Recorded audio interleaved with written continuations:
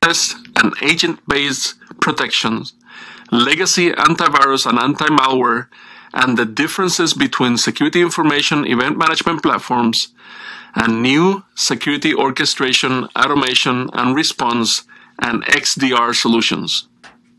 This lesson also covers details about threat intelligence, threat hunting, malware analysis, and how to interpret the output of malware analysis tools. You will also learn the different threat actor types, details about runbook automation, and concepts of reverse engineering.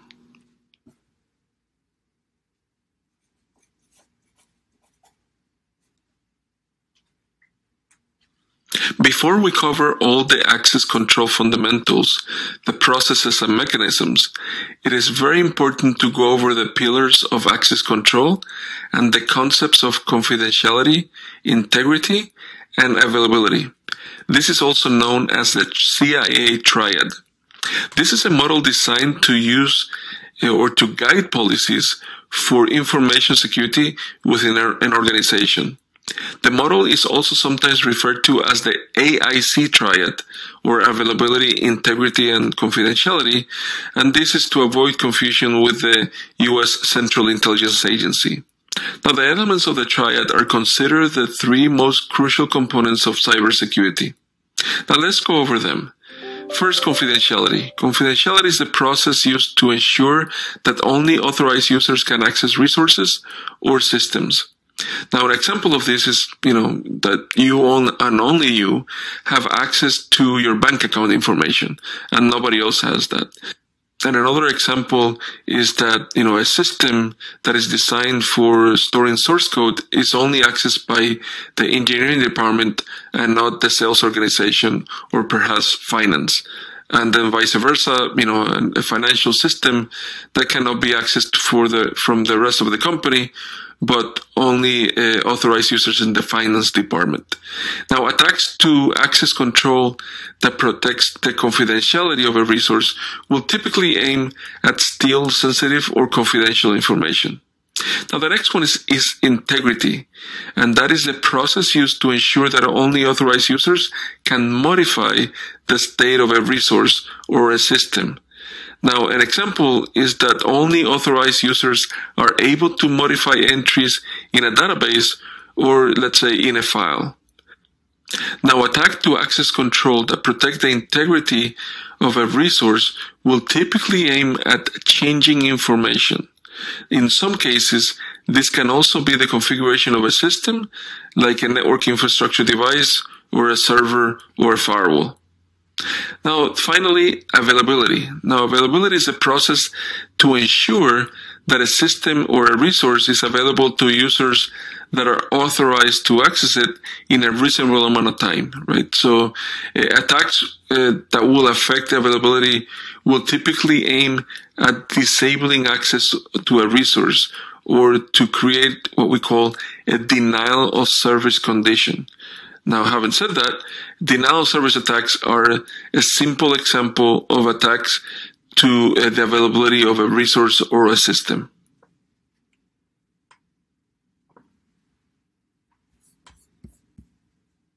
A of the CyberOps Blueprint. This section focuses on network, endpoint, and application security systems.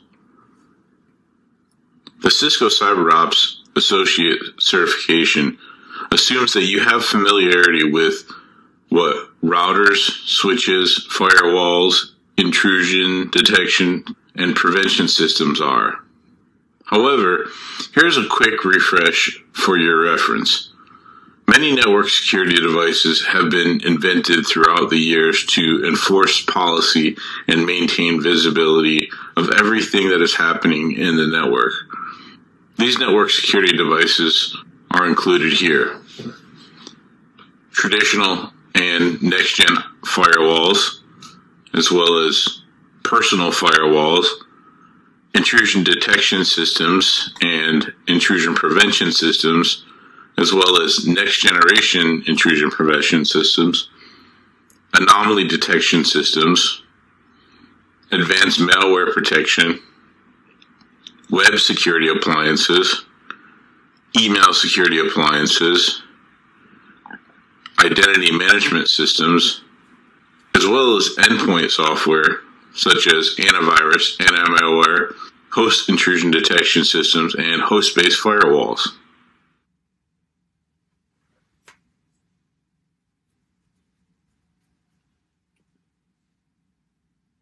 Let's go over a quick comparison between agent and agentless protections and different type of systems to help identify systems and assets that either needs to be patched or needs to be remediated because they're potentially compromised, and of course monitor the underlying system. Now, starting with agent-based, this model uses basically an agent, a piece of software that is installed in the system that actually is communicating with some central server, right?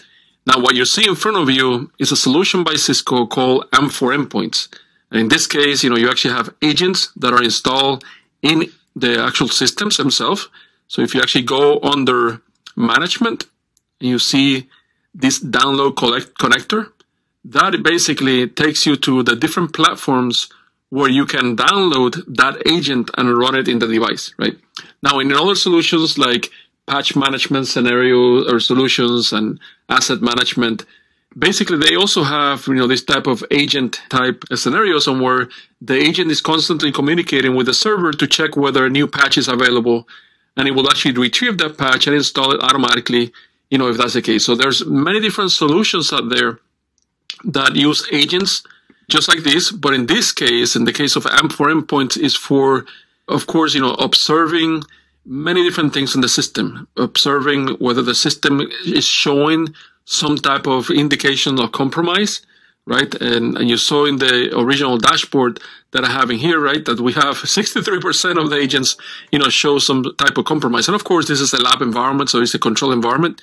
Hopefully not in your environment will have more than half of the systems. However, you see, quarantine detections, vulnerabilities, information about the actual compromise event types and the artifacts. Like, for example, Mimikatz is a very well-known, for a long time, a very well-known program that a lot of malicious, threat actors have used to scrape, for example, memory to steal credentials and to do many different things, right? So this is just one example out of many that we have in here, right? So this is all working with an agent in the device or in the, either server or desktop or laptop machine, right? And then communicating out to the cloud. Now, an agentless, that's where basically the system doesn't have, of course, a piece of software running on it, but it may be that you're using network traffic to determine what is actually happening in the network, right? Using things like NetFlow, using, other type of behavioral analytics that you have at your disposal.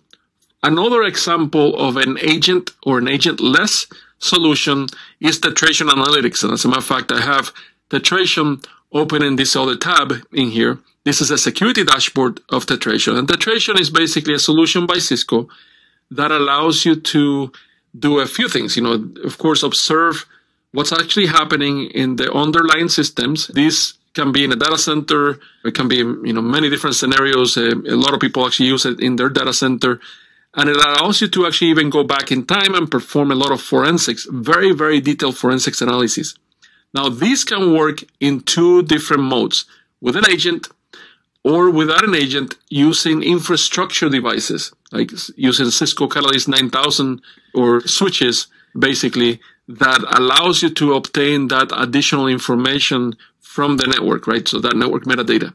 Now, to get a lot more granular information, for example, what processes were compromised, what other type of applications are maybe running, and many other things, especially like you see here, process hash core and worker distribution, etc. For that you need an agent. So those are the basic differences between an agent-based and an agentless solution.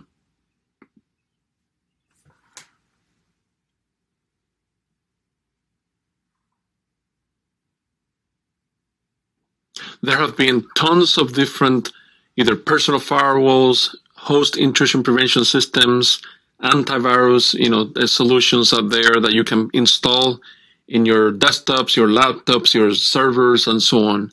However, today, there are a lot more sophisticated software that make basic antivirus or personal firewalls or host intrusion prevention systems, all that plethora of systems, completely obsolete. For example,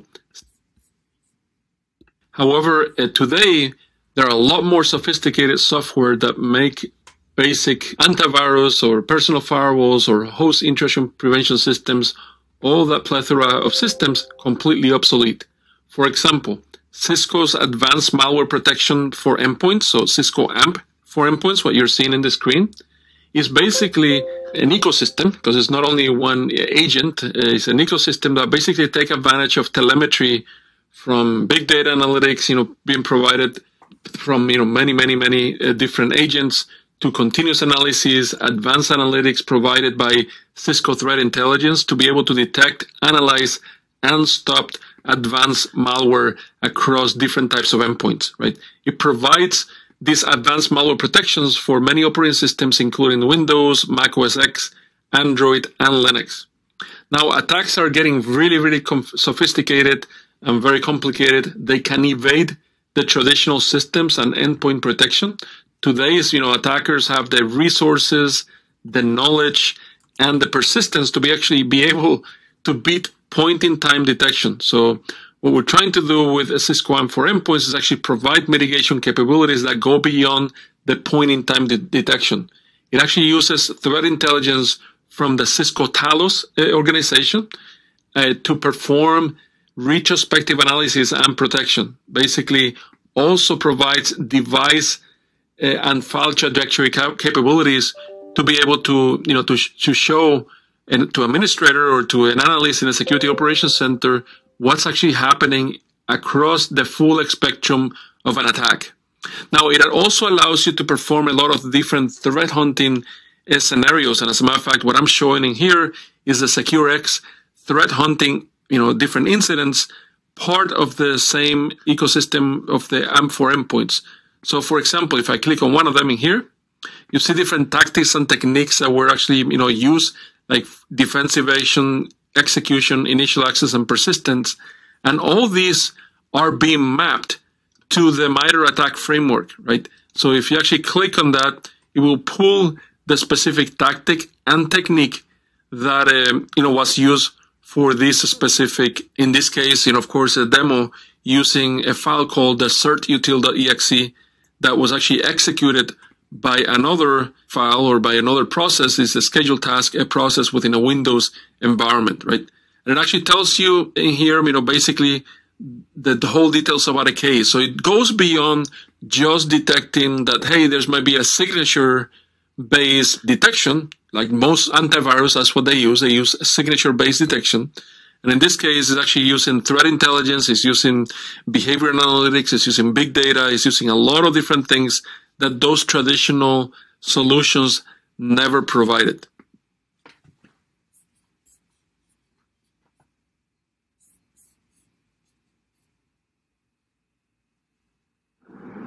The Security Information and Event Manager, or SIEM, is a specialized device or software for security event management.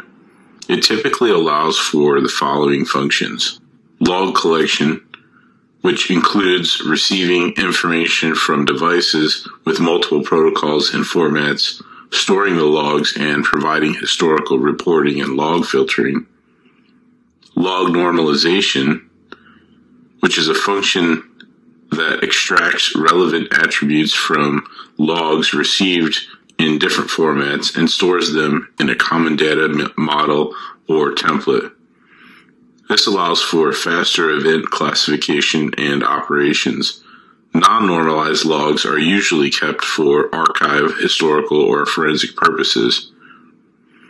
Log aggregation is a function that aggregates information based on common information and reduces duplicates. Log correlation is probably one of the most important functions of a SIEM. It refers to the ability of the system to associate events gathered by various systems in different formats and at different times, and creates a single actionable event for the security analyst to investigate. Often the quality of a SIM is related to the quality of its correlation engine. Event visibility is also a key functionality of a SIM. Reporting capabilities usually include real-time monitoring and historical-based reports. Most modern SIMs also integrate with other information systems to gather additional contextual information to feed the correlation engine. For example, they can integrate with an identity management system to get contextual information about users, or with NetFlow collectors to get additional flow-based information. Respectively, Cisco ICE and Cisco StealthWatch are examples of an identity management system and a flow collector that are able to integrate with most of the SIM systems. Several commercial SIM systems are available. Cisco partners with several vendors that offer seamless integration with Cisco products. The tools in a SOC are evolving, and so are the methodologies as well. For example, nowadays we have security analysts not only responding to basic cyber events, but also performing threat hunting in their organization. Security Orchestration, Automation, and Response, or SOAR, is a set of solutions and integrations designed to allow organizations to collect security threats, data, and alerts from multiple sources. Security orchestration, automation, and response platforms take the response capabilities of a SIM to the next level. SOAR solutions supplement rather than replace the SIM. It allows the cybersecurity team to extend its reach by automating the routine work of cybersecurity operations. Unlike traditional SIM platforms, a SOAR solution can also be used for threat and vulnerability management, security incident response, and security operation automation. Deploying SOAR and SIM in solutions together makes the life of a SOC analyst easier. SOAR platforms accelerate incident response detection and eradication times, since it can automatically communicate information collected by a SIM with other security tools. Many traditional SIM vendors are changing their products to offer a hybrid SOAR SIM functionality.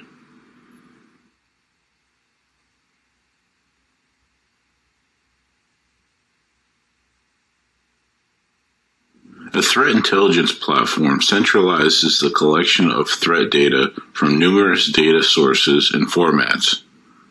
The volume of threat intelligence data can be overwhelming, so the threat intelligence platform is designed to aggregate the data in one place and, most importantly, present the data in a comprehensive and usable format. The threat intelligence platform is an emerging technology discipline that helps organizations aggregate, correlate, and analyze threat data from multiple sources in real time to support defensive actions. The Threat Intelligence Platform, or TIP, is an emerging technology discipline that helps organizations aggregate, correlate, and analyze threat data from multiple sources in real time to support defensive actions. TIPs have evolved to address the growing amount of data generated by a variety of internal and external resources, such as system logs and threat intelligence feeds, and help security teams to identify the threats that are relevant to their organization. By importing threat data from multiple sources and formats, correlating that data, and then exporting it into an organization's existing security systems or ticketing systems, a TIP automates proactive threat management and mitigation. A true threat intelligence platform differs from typical enterprise security products in that it is a system that can be programmed by outside developers, in particular users of the platform. TIPs can also use APIs to gather data to generate configuration analysis, who-is information, reverse IP lookup, website content analysis, name servers, and SSL certificates. Many different threat intelligence platforms and services are available in the market nowadays. Cyber threat intelligence focuses on providing actionable information on adversaries, including IOCs. Threat intelligence feeds help you prioritize signals from internal systems against unknown threats. Cyber threat intelligence allows you to bring more focus to cybersecurity investigation because instead of blindly looking for new and abnormal events, you can search for specific indications of compromise, such as IP addresses, URLs, or exploit patterns. A number of standards are being developed for disseminating threat intelligence information.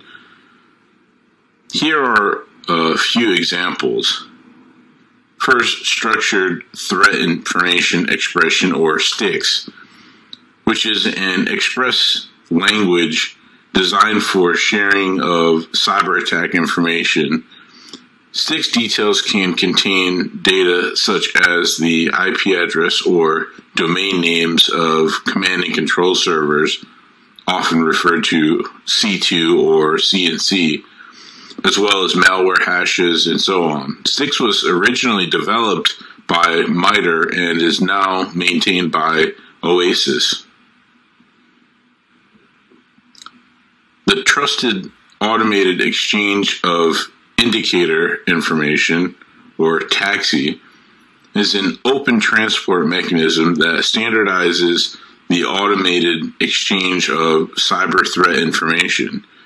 TACACS was also originally developed by MITRE and is now maintained by OASIS. Cyber Observable Expression, or CyBox, is a free standardized scheme for specification, capture, characterization, and communication of events of stateful properties that are observable in the operational domain. CyBox was originally developed by MITRE and is now also maintained by OASIS. Open Indicators of Compromise, or Open IOC, is an open framework for sharing threat intelligence in a machine digestible format. And Open Command and Control, or Open C2, is a language for the command and control of cyber defense technologies. The Open C2 forum was a community of cybersecurity stakeholders that was facilitated by the U.S. National Security Agency. Open C2 is now an OASIS technical committee and specification.